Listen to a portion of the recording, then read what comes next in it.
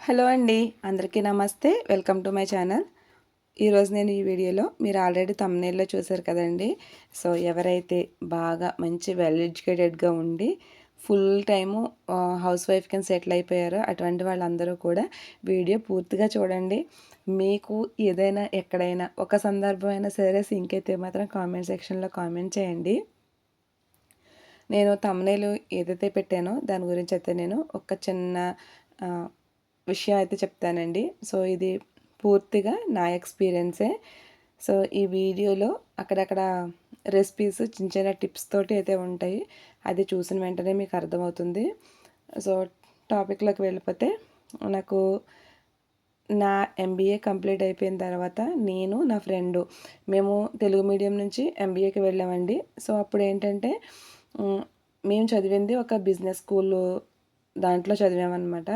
అందులో అందరూ కూడా చాలా వెల్ ఎడ్యుకేటెడ్ ఉండి ఫస్ట్ నుంచి కూడా పెద్ద పెద్ద కార్పొరేట్ కాన్వెంట్స్లో చదివిన వాళ్ళు అనమాట. అంతా కూడా చాలా హైఫైగా ఉండేదండి. సో మేమేంటంటే చక్కగా గవర్నమెంట్ స్కూల్స్లో చదువుకుని నార్మల్ కాలేజెస్లో చదువుకుని వెళ్ళిన వాళ్ళం అనమాట. సో మేము ఒక నలుగురం అయితే వెళ్ళామండి. ఒకసారి అక్కడ వాతావరణం అంతా చూసేసరికి ఇంకా మార్నింగ్ కాలేజ్కి వెళ్ళాలి అంటే అప్పటికే మేము ల్యాక్స్లో ఫీజు అయితే పే చేసామన్నమాట. అంతలా ఎలా వెళ్ళిపోయాము అంటే, మనకి బాగా తెలిసిన వాళ్ళు ఎక్కడైనా సరే ఈ ఇన్స్టిట్యూట్ బాగుంటుంది, ఇందులో చదివించండి, ఇది చాలా బాగుంటుంది, ఇందులో ఇదిగా ఉంటుందని ఎవరైనా సజెస్ట్ చేసినప్పుడు ఆటోమేటిక్గా మనకి దాని గురించి పెద్ద అవగాహన లేనప్పుడు ఆటోమేటిక్గా జాయిన్ అయిపోతాం కదండి. సో అలా జాయిన్ అయిపోయాం అనమాట. ఫస్ట్ ఇయర్ ఫీ కూడా చాలా వరకు ల్యాక్స్లోనే పే చేసాము. అలా మేము తెలుగు మీడియం నుంచి వెళ్ళిన తర్వాత ఒక 4 మెంబర్స్ అయితే తెలుగు మీడియం అండి. ఎంత సపోర్ట్ చేసేవారంటే రిమైనింగ్ ఫ్రెండ్స్ అందరూ కూడా అప్పటి వరకు ఏమీ తెలియని వాళ్ళకి సడన్గా మనకి మీటింగ్స్ అని, గ్రూప్ డిస్కషన్స్ అని ఇలాంటి పదాలు వినడం కూడా కొత్త అనమాట. సో అలాంటి సిచ్యువేషన్స్లో మొత్తం మీద ఎలా అయితే మేము ఎంబీఏ కంప్లీట్ చేసేసాము. సో హైదరాబాద్ వెళ్ళి జాబ్స్ ట్రయల్ వేసి మేము జాబ్స్ కూడా చేసామండి. సో ఈ 2 ఇయర్స్లో మేము చాలా నేర్చుకున్నాము. మేము చదువు ఎలా ఉన్నా సరే అసలు ప్రపంచం అంటే ఎలా ఉంటుంది, ఎలా బ్రతకాలి, ఎలా ఉండాలి అనేది కూడా నేర్చుకున్నాము. ఇలా ఇదే క్రమంలో మేము హైదరాబాద్లో కొన్నాళ్ళు జాబ్ చేసాము. ఇద్దరం కూడా జాబ్ చేసామండి. ఒకటే హాస్టల్లో ఉండేవాళ్ళం అనమాట. ఇంకొక ఇద్దరు కూడా హైదరాబాద్లోనే ఉన్నారు, కానీ అప్పుడు జస్ట్ ఫోన్ కాంటాక్ట్స్ అనమాట. అలా మేమిద్దరం అయితే కంటిన్యూగా ఉన్నామండి. సో తను చదువుతున్న టైంలోనే తను లవ్ మ్యారేజే చేసుకుంది, హైదరాబాద్లో సెటిల్ అయిపోయింది. సో నేను నా మ్యారేజ్ పర్పస్ మీద నేను ఇలా ఇంటికి వచ్చేసాను. నేను ఎక్కడైతే పెరిగానో అక్కడే ఉండవలసి వచ్చింది. సో అక్కడ కూడా కొన్ని రోజులు జాబ్ చేశానండి. అప్పుడు కూడా నేను ఒక మంచి కార్పొరేట్ హాస్పిటల్లో హెచ్ఆర్ కింద వర్క్ చేశాను అనమాట.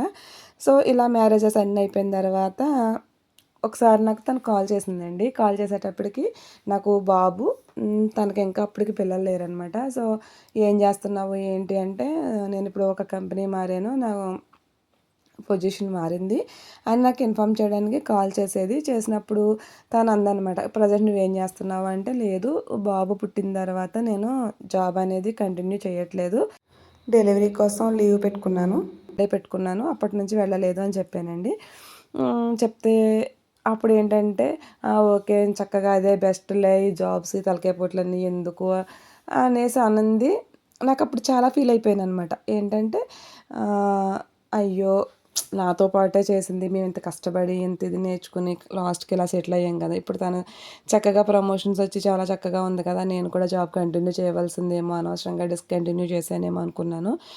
నిజంగా చెప్పాలి అంటే రీజన్ వచ్చి బాబు కాదండి, మా వారు జాబ్ అనమాట. సో ఆయన చేసే ఫీల్డ్కి, ఆయన ఉండేటటువంటి హాలిడేస్కి కానివ్వండి, ఆయన వచ్చి వెళ్ళేదానికి కానీ నేను జాబ్ చేయడం అనేది అస్సలు సెట్ కాదు, అసలు సెట్ అవ్వదనమాట. సో ఆ పర్పస్ మీద నేనైతే జాబ్ మానేశాను. చాలా ఫీల్ అయ్యాను అనమాట. తను అనేది, నువ్వు చాలా లక్కీ ఫెలోనే, చక్కగా నీకు జాబ్ చేసే పని లేదు, మీ వారిది సరిపోద్ది అలా అనేసి. సరిపోతుంది అని కాదు కానీ చక్కగా ఇంట్లోనే ఉంటున్నావు, ఫ్యామిలీని చూసుకుంటున్నావు అనేది. అప్పుడు నేను చాలా ఫీల్ అయ్యేదాన్ని అండి. ఈ సిచ్యువేషన్స్ అన్నీ జరిగి 10 ఇయర్స్ అవుతుంది, ఇప్పుడు మా బాబుకి 11 ఇయర్స్. అప్పుడు ఫ్రెండ్స్ ఎవరైనా, ఓల్డ్ ఫ్రెండ్స్ ఎవరైనా సరే ఏదైనా బాబు గురించి స్టేటస్ అది పెట్టినప్పుడు, కాంటాక్ట్ అయినప్పుడు అందరూ కూడా జాబ్ చేస్తున్నామనో, పిల్లలు పుట్టిన తర్వాత కూడా కంటిన్యూ చేస్తున్నామని అన్నప్పుడు ఆ పెయిన్ అనేది చాలా ఎక్కువ ఉంటుందండి. సడన్గా అర్రే ఇన్ని లక్షలు పెట్టి చదివాం కదా, ఇంత కష్టపడి చదివాం కదా, ఫైనల్గా ఏం చేస్తున్నాం మనం, ఇలా సెటిల్ అయిపోయాం కదా అనేది అది మామూలుగా ఉండదన్నమాట. ఇప్పుడు నేను ఎందుకు చెప్తున్నానంటే, అప్పటి నుంచి కూడా తను నాకు కంటిన్యూగా కాంటాక్ట్‌లోనే ఉందండి. తను రీసెంట్ డేస్‌లో కూడా ఒకసారి నాకు కాల్ చేసింది. కాల్ చేసినప్పుడు కూడా యాజ్ యూజువల్‌గా ఇదే అనమాట. చాలా మంచి పొజిషన్‌కి వెళ్ళిందండి. హెచ్ఆర్ సెక్టార్‌లోనే ఇప్పుడు పర్ మంత్ 2,50,000 పైనే తను గెయిన్ చేస్తుంది. తను ఫస్ట్ నుంచి కూడా గవర్నమెంట్ స్కూల్స్‌లో చదివి, గవర్నమెంట్ కాలేజెస్ సేమ్ మాకులాగే చిన్న చిన్న ప్రైవేట్ కాలేజీల్లో చదివి ఉన్నది. అప్పుడు కార్పొరేట్ స్కూల్‌లో చదివి పెద్ద పెద్దగా చేసిన వాళ్ళు ఎలా సెటిల్ అయ్యారో యాజ్ ఇట్ ఈస్‌గా వాళ్ళతో పాటు ఈక్వల్‌గా చాలా వెల్ సెటిల్డ్ అయ్యాననమాట. నాకు ఆ విషయంలో చాలా హ్యాపీ, ప్రౌడ్ ఫీల్ అవుతూ ఉంటానండి. చక్కగా కనీసం మనకులా వచ్చిన వాళ్ళలో కనీసం తినైనా సెటిల్ అయింది. సో, మనం ఏ బ్యాక్‌గ్రౌండ్ నుంచి వచ్చినా సరే మనం చెయ్యాలి అనే ఒక తపన ఉంటే ఎలాగైనా సెటిల్ అవ్వచ్చు అనేది తను నిరూపించింది అనిపించింది నాకు. అయితే తను మళ్ళా అప్పుడు కూడా ఇప్పుడు కూడా తను అదే చెప్తుందనమాట.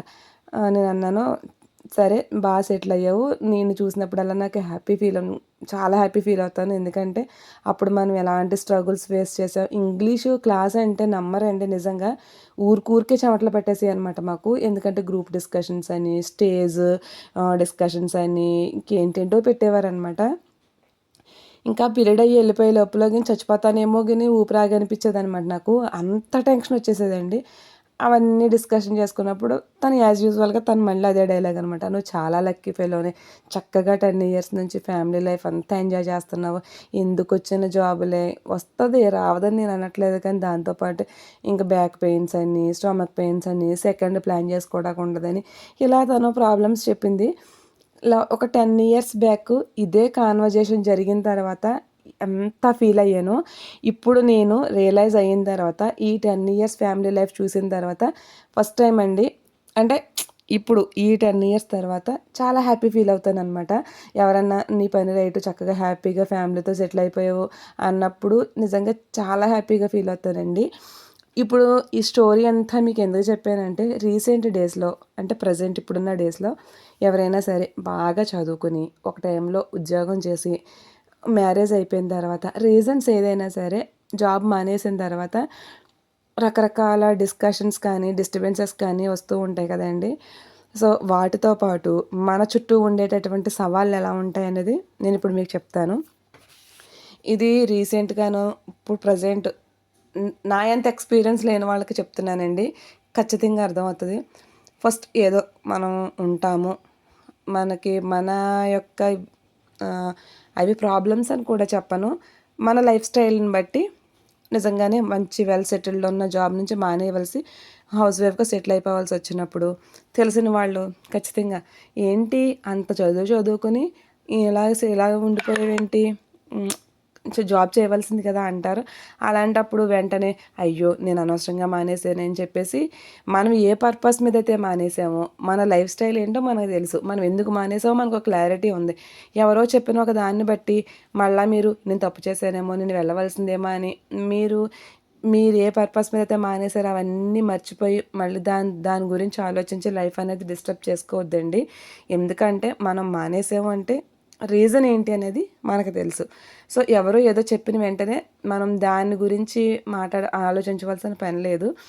1, 2 మనం ఒక బేబీని భర్త ఒక బేబీ పుట్టిన తర్వాత ఇంకొక బేబీకి మనం ఎందుకు ఇచ్చిన గ్యాప్ ఇచ్చామనుకోండి, ఏంటి ఒకళ్ళతోటి ఆపేసారా? చదువుకున్నవాళ్ళు కదా! మీకు ఆ మాత్రం తెలీదా? అని గాని, చదువుకున్నవాళ్ళు స్టైల్ ఏమో ఇప్పుడు అందరూ ఒకళ్ళతోటి ఆపేస్తున్నారు కదా! అన్నప్పుడు గాని, దాన్ని కూడా మనం చాలామంది ఏంటంటే కావాలని మానేస్తే వేరేలా ఉంటదండి.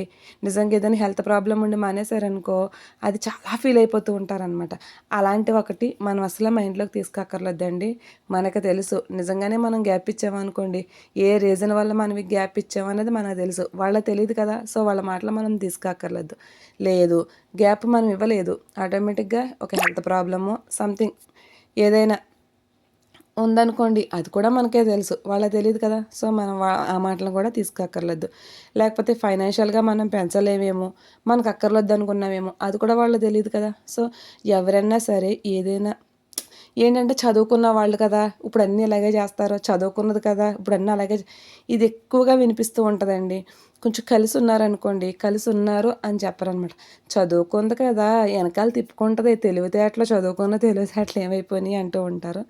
వాళ్ళకి తెలియంది ఏంటంటే చదువుకున్నందుకు తిప్పుకోవడం కాదండి, అర్థం చేసుకోవడం వల్ల అదే అండర్స్టాండింగ్ అని మనకు తెలుసు. వాళ్ళేంటంటే తిప్పుకోవడం, తిరిగించుకోవడం ఇలా మాట్లాడుతూ ఉంటారనమాట.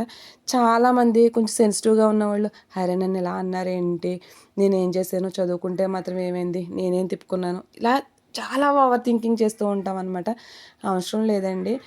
మనమేంటి, మన మన ఇలా చాలా క్వరీస్ వస్తూ ఉంటాయనమాట. ఏదో ఒక దానికి ఆహ్, ఏం ఏం చేసినా సరే కొంచెం రెడీ అయ్యామనుకోండి, చదువుకుంది కదా అలానే ఉంటది. అది ఏంటి అనేది మనకే తెలుసు. ఇప్పుడు మనం ఏదైనా మొక్కలు పెంచుకున్నాం అనుకోండి, పిచ్చెక్కిపోయింది దీనికి, పిచ్చి దానిలో పెంచుతుంది.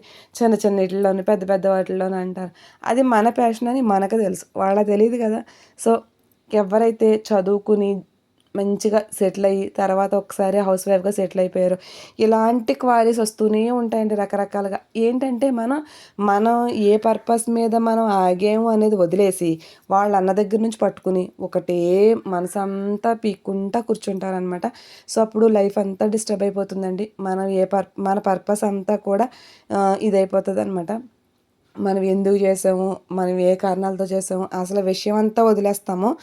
అన్నదాన్ని పట్టుకుంటాము. అలాగ అస్సలు చేయకండి. మనం ఏ కారణం చేత అయితే మనం ఒక ప్రొఫెషన్ వదిలి ఇంకొక దాంట్లోకొచ్చామో, దాని మీద మాత్రమే మనం ఫోకస్ చేయాలి. నేను చెప్తున్నాను, మనం ఎంత గొప్ప జాబులు చేసినా సరే, ఒక్కసారి వైఫ్‌గా సెటిల్ అయిపోయిన తర్వాత, ఒక ఫ్యామిలీని చూసుకుంటూ, పిల్లలకి నచ్చింది వండిపెట్టుకుంటూ, హస్బెండ్‌ని నీట్‌గా చూసుకుంటూ, ఇల్లుని చూసుకుంటూ, ఈ గ్యాప్‌లో మనకి ఎర్న్ చేయకపోయినా సరే, మన ప్యాషనేట్‌గా ఉండేటటువంటి పనులు మనం చేసుకుంటూ లైఫ్ లీడ్ చేయడం కూడా ఒక అదృష్టమేనండి.